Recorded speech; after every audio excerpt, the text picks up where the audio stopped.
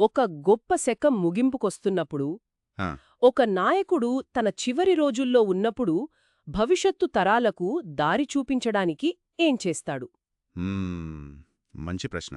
ఈ రోజు మనం అలాంటి ఒక కీలకమైన ఘట్టాన్ని విశ్లేషిస్తున్నాము. ఇది నాయకత్వ మార్పిడి, కొన్ని తీవ్రమైన హెచ్చరికలు, ఆ తర్వాత తరతరాలకు నిలిచిపోయే ఒక శాసనం గురించిన చర్చ. అవును. మన ముందున్నది ద్వితీయోపదేశ కాండములోని 31వ అధ్యాయం. ఇక్కడ 120 సంవత్సరాల వయస్సులో ఉన్న మోషే ఇజ్రాయేలీలతో తన చివరి మాటలు పంచుకుంటున్నారు. అదే సమయంలో నాయకత్వాన్ని యెహోషువకు అప్పగిస్తున్నారు. సరిగ్గా. అవును. ఈ అధ్యాయాన్ని మనం కేవలం ఒక వీడ్కోలు ప్రసంగంగా చూస్తే అసలు విషయం కోల్పోతాం. ఇదొక జాతి భవిష్యత్తు కోసం వేస్తున్న ఒక పటిష్టమైన ప్రణాళిక అన్నమాట. ఒక కేస్ స్టడీ లాంటిది అంటారు. ఖచ్చితంగా. ఒక నాయకుడు వ్యవస్థను ఎలా నిర్మించాలి, తన తర్వాత కూడా అది నిలబడేలా ఎలా చూడాలి అనేదానికి ఇదొక కేస్ స్టడీ. అంటే ఈరోజు మన చర్చలో నాయకత్వ మార్పిడిలోని మానసిక కోణాలను చూద్దాం. హ్మ్, అలాగే ప్రజల భవిష్యత్ వైఫల్యాలను ముందే ఊహించి కూడా వాళ్ళని కాపాడటానికి ఎలాంటి సృజనాత్మకమైన ఏర్పాట్లు చేశారో లోతుగా చూద్దాం. సరే, అలాంటప్పుడు దీన్ని విడమర్చి చూద్దాం. మొదటి భాగం మోషే వీడ్కోలు, ప్రజలకు ధైర్యం చెప్పడం. అవును. ఈ అధ్యాయం మొదలవడమే చాలా మానవతా దృక్పథంతో మొదలవుతుంది. మోషే, నేడు నేను 120 ఏండ్లవాడనయున్నాను అని అంటున్నాడు. ఆ తర్వాత ఇక మీదట నేను వచ్చుచుపోవచ్చు నుండలేను అని కూడా. అవును, తన శారీరక పరిమితులను అంగీకరిస్తున్నాడు. 40 ఏండ్లుగా ఒక జాతిని నడిపించిన నాయకుడు ఇప్పుడు తన ప్రయాణం ముగిసిందని ఒప్పుకోవడం నాకైతే చాలా శక్తివంతంగా అనిపించింది. నిజమే, అది చాలా ముఖ్యమైన విషయం. ఒక నాయకుడు తన పరిమితులను అందరి ముందు ఒప్పుకోవడానికి చాలా ధైర్యం కావాలి. హ్మ్, చాలా సందర్భాల్లో నాయకులు చివరి వరకు అధికారాన్ని పట్టుకుని వేలాడటానికి ప్రయత్నిస్తారు కదా. అవును, చూస్తూనే ఉంటాం. కానీ ఇక్కడ మోషే తన బలహీనతని అంగీకరించడమే కాకుండా దాన్ని ఒక అవకాశంగా మార్చుకుంటున్నాడు. ప్రజల దృష్టిని తన మీద నుంచి భవిష్యత్తు వైపు మళ్లిస్తున్నాడు. కొత్త నాయకుడు వైపు, అన్నింటికన్నా ముఖ్యంగా దేవుని వైపు. తన కథ ముగిసింది, కాని వాళ్ల కథ ఇప్పుడే మొదలవుతోందని ఒక సంకేతం ఇస్తున్నాడు. మీరు చెప్పింది నిజమే. అతను తన బలహీనతతో సంభాషణను ఆపలేదు. వెంటనే నీ దేవుడైన యెహోవా నీకు ముందుగా దాటిపోయి ఆ జనములను నశింపజేయును అని భరోసా ఇస్తున్నాడు. హ్మ్, ఒక రకంగా ఇది నేటి కార్పొరేట్ ప్రపంచంలో సీఈఓలు పదవి విరమణ చేసేటప్పుడు చేసే ప్రసంగాల్లా ఉంది. అవును, కొంతవరకు. కాని వాళ్ళు కంపెనీ భవిష్యత్తు గురించో కొత్త సీఈఓ సామర్థ్యం గురించో మాట్లాడతారు. మోషే మాత్రం వీటన్నిటికంటే ఉన్నతమైన శక్తి గురించి మాట్లాడుతున్నాడు. ఖచ్చితంగా. అతనిచ్చే భరోసా కేవలం మానవ సామర్థ్యంపై ఆధారపడి లేదు. అందుకే అతను చెప్పిన మాటలు అంత బలంగా ఉంటాయి. 6వ వచనంలో చూడండి. నిబ్బరము గలిగి ధైర్యముగానుండుడి, భయపడకుడి. అవును. ఆ తర్వాత ఆయన నిన్ను విడువడు, నిన్నెడబాయడు అంటాడు. ఇది కేవలం ఒక ప్రోత్సాహకరమైన మాట కాదు, ఇది ఒక వాగ్దానం. అంటే, నేను మీతో ఉండకపోవచ్చు, కాని మిమ్మల్నిక్కడి దాతా నడిపించిన అసలైన శక్తి ఎప్పటికీ మీతోనే ఉంటుంది అని చెప్పడం. సరిగ్గా. ఇది నాయకత్వ మార్పిడిలో వచ్చే ఆ అభద్రతాభావాన్ని పూర్తిగా తొలగిస్తుంది. నిజమే. ఈ ప్రజలకు 40 ఏళ్లుగా తెలిసిందల్లా మోషేనే. ఇప్పుడతను వెళ్ళిపోతున్నాడు. అలాంటి టైంలో భయపడకుడి అని చెప్పడం చాలా కీలకం. వాళ్ళని మానసికంగా సిద్ధం చేస్తున్నాడు. యెహోషువ నాయకత్వాన్ని అంగీకరించడానికి. ఈ పబ్లిక్ ఎండార్స్మెంట్ యెహోషువకు చాలా అవసరం కదా. చాలా అవసరం. ఇది మనల్ని రెండవ భాగానికి తీసుకువస్తుంది. యెహోషువ నియామకం. మోషే ఈ పనిని చాలా తెలివిగా వ్యూహాత్మకంగా చేశాడు. అంటే యెహోషువను పక్కకు పిలిచి రహస్యంగా బాధ్యతలప్పగించలేదు.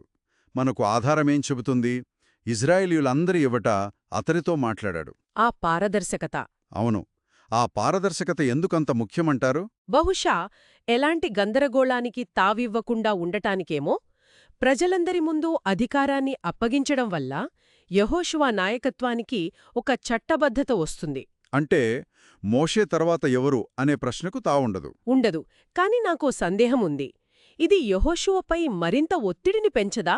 లక్షలాది మంది ముందు ఇకపై ఈయనే మీ నాయకుడు అని చెప్పడం అతని భుజాలపై పెద్ద భారం మోపినట్లే కదా? మంచి ప్రశ్న. ఒత్తిడి ఖచ్చితంగా ఉంటుంది. కాని ఆ ఒత్తిడిని తగ్గించడానికే మోషే ఆ తర్వాత చెప్పిన మాటలు ఉపయోగపడతాయి. ఓ, అతను యెహోషువతో ఏమంటున్నాడు? నిబ్బరము గలిగి ధైర్యముగా నుండుము.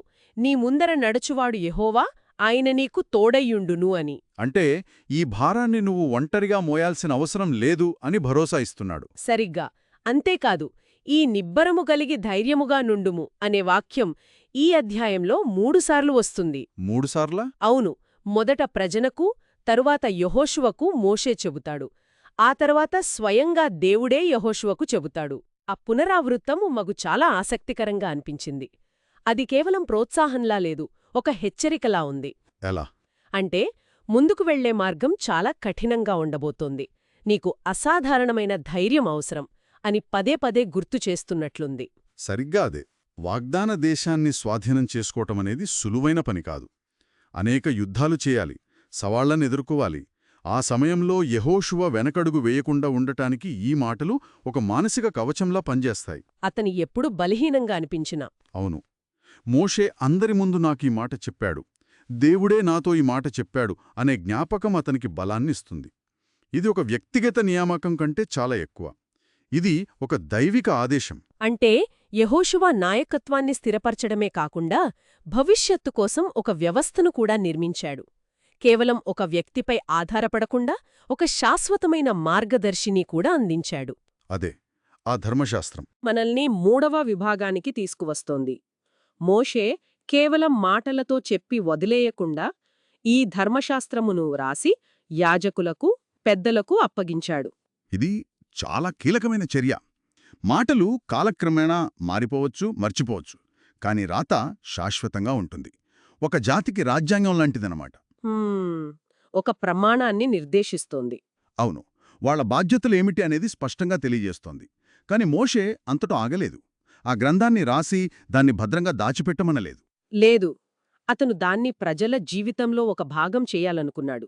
అందుకే ప్రతి 7వ సంవత్సరం పర్ణశాలల పండుగ సమయంలో అందరి ముందు ఈ ధర్మశాస్త్రాన్ని చదివి వినిపించాలని ఒక వ్యవస్థను ఏర్పాటు చేశాడు. ఇందులో ఆ సమ్మిళిత స్వభావం చాలా గొప్పది. అవును. పురుషులేమి, స్త్రీలేమి, పిల్లలేమి, నీ పురములోనున్న పరదేశులేమి అందరూ వినాలని చెప్పడం. జ్ఞానం కొందరికే పరిమితం కాకూడదు, సమాజంలోని ప్రతి ఒక్కరికీ చేరాలనే భావన అద్భుతంగా ఉంది. ఇది ఒక సామాజిక అభ్యాస ప్రక్రియ. ఒక తరం నేర్చుకున్నది తరువాతి తరానికి చేరకపోతే ఆ జ్ఞానం అక్కడితో ఆగిపోతుంది కదా. నిజమే. ఈ 7 ఏళ్ల ఆచారం వల్ల ప్రతి తరం దేవుని నియమాలను వింటూ, నేర్చుకుంటూ పెరుగుతుంది. ఇది కేవలం చట్టాలను నేర్పడం కాదు, ఒక సామాజిక గుర్తింపును, ఉమ్మడి విలువలను నిర్మించడం. అయితే ఇక్కడే కథ కొంచెం చీకటిగా మారుతుంది. అలాగా? ఈ ధర్మశాస్త్ర గ్రంథాన్ని కేవలం బోధనల కోసమే కాదు, నిబంధన మందసం పక్కన సాక్షార్థముగా ఉంచమని మోషే ఆజ్ఞాపించాడు. ఇది నాకు కొంచెం నిరాశవాదంగా అనిపించింది.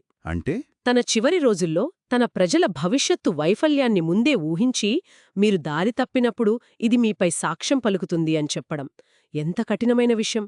ఇది వారిని నిరుత్సాహపరచదా? ఇది నిరాశవాదం కాదు, వాస్తవికత. 40 ఏళ్లుగా ఆ ప్రజలను నడిపించిన మోషేకు వారి స్వభావంపై లోతైన అవగాహన ఉంది. వాళ్ళు ఎంత సులభంగా దారి తప్పుతారో తెలుసు. అవును. అందుకే 29వ వచనంలో, నేను మరణమైన తర్వాత మీరు బొత్తిగా చెడిపోయి కీడు మీకు ప్రాప్తమగుననియు నేనెరుగుదును అది చాలా సూటిగా చెబుతాడు. ఓ, ఆ ధర్మశాస్త్రం 2 రకాలుగా పనిచేస్తుందన్నమాట.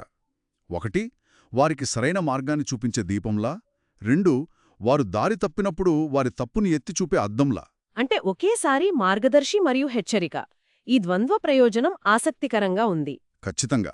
భవిష్యత్తులో వారికి కష్టాలు వచ్చినప్పుడు వారు ఇతరులను నిందించకుండా మనం ఎక్కడ తప్పు చేశాం అని ఆత్మపరిశీలన చేసుకోవడానికి ఈ గ్రంథం ఒక కొలమానంగా పనిచేస్తుంది. ఈ వ్యవస్థ పటిష్టంగానే ఉన్నా దేవుడు స్వయంగా జోక్యం చేసుకుని ఇంకో అడుగు ముందుకు వేస్తాడు.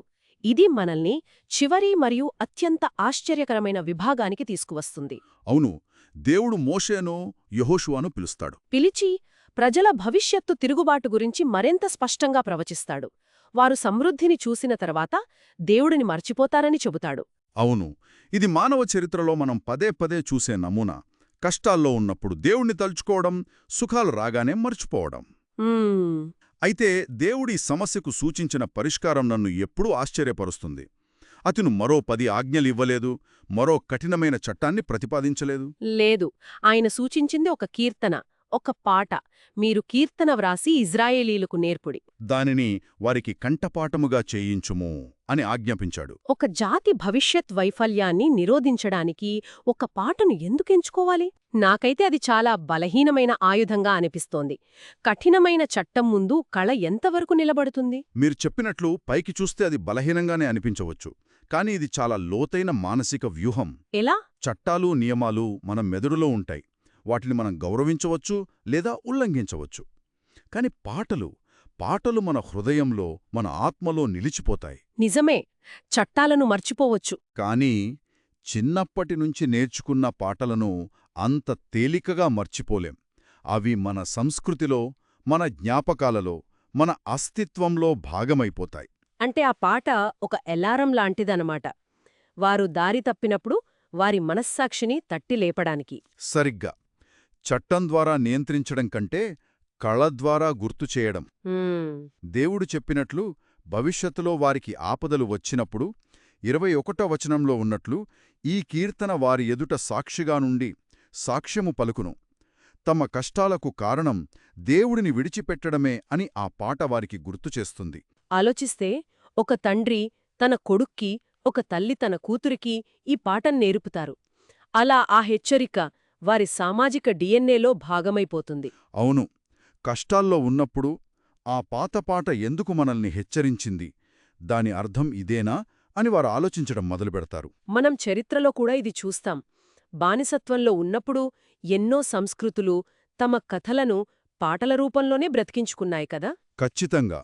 జానపద గీతాలు తరతరాలుగా ఒక జాతి ఆత్మను కాపాడతాయి. కాబట్టి ధర్మశాస్త్రమనేది సమాజానికి ఒక రాజ్యాంగమైతే ఈ కీర్తన వారి జాతీయ గీతం లాంటిది. అద్భుతంగా చెప్పారు. ఒకటి మేధస్సుకు విజ్ఞప్తి చేస్తే మరొకటి భావోద్వేగాలకు, గుర్తింపుకు విజ్ఞప్తి చేస్తుంది. ధర్మశాస్త్రం వారు ఏమి చేయాలో చెబుతుంది. కీర్తనవారు ఎందుకు చెయ్యాలో గుర్తుచేస్తుంది. ఈ రెండింటి కలయికతో మోషే మరియు దేవుడు భవిష్యత్ తరాల కోసం ఒక పటిష్టమైన, బహుముఖమైన రక్షణ వ్యవస్థను ఏర్పాటు చేశారు. కాబట్టి ఈరోజు చర్చలో మనం ఒక నాయకుడి చివరి రోజుల్లోని బాధ్యతను, ఆ ముందు చూపును చూశాం. యెహోషువాకు నాయకత్వం అప్పగించడం, ప్రజలకు ధైర్యం చెప్పడం మరియు భవిష్యత్ తరాల కోసం 2 శాశ్వత సాక్ష్యాలను మిగిల్చివెళ్లడం. ఒకటి, గ్రంథరూపంలో ఉన్న ధర్మశాస్త్రం. 2, వారి నోళ్లలో, హృదయాల్లో నిలిచిపోయే ఒక కీర్తన. ఇది కేవలం వీడుకోలు ప్రసంగం కంటే చాలా ఎక్కువ. ఇది భవిష్యత్ తరాల కోసం ఒక పటిష్టమైన పునాదిని నిర్మించే ప్రయత్నం. అవును.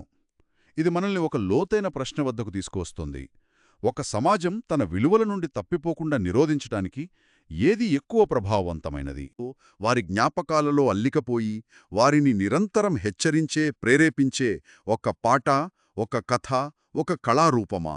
చట్టం ఒక వ్యక్తి ప్రవర్తనను నియంత్రించగలదు. కాని కళ ఒక వ్యక్తి హృదయాన్ని మార్చగలదు. దీర్ఘకాలంలో ఈ రెండింటిలో ఏది ఎక్కువ శక్తివంతమైన మార్గదర్శి? ఈ ఆలోచనతో ఈనాటి మన విశ్లేషణలు ముగిద్దాం.